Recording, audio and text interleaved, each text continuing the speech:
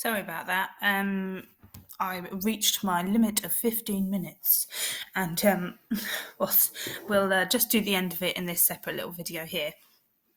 So, as I was saying, be careful with those units in Part D. I would change from 32 millimeters to 3.2 centimeters, and do your answer in centimeters for that one, just so we've all kind of got the same answer. Anything else I need to say? No, that's all good. Let me just clear all that out there. Answers are on the next page.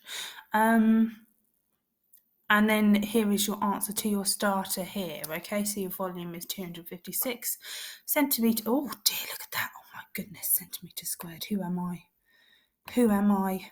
Let's get rid of that. That's better, centimetres cubed, okay? Oh goodness, did I do that in anything else? Centimetre square for that one, good.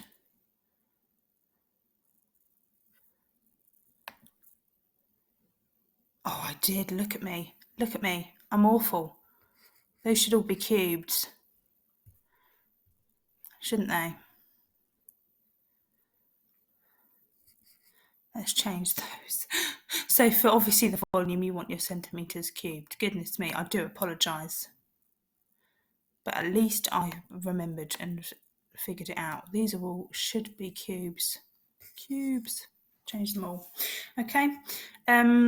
Okay, so please, once you've finished those questions and checked your answers and marked everything, can you send me a picture of your work as usual on the Google Classroom? Any issues at all, please just let me know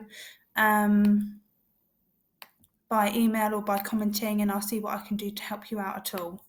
I hope everyone got their feedback from the test yesterday on those things that I wanted you to work on, and I hope that when you finally saw what I was doing in the video, so when I went through the test, that you realised, what you needed to do, and kind of some silly marks that you might have missed out on if you weren't sure.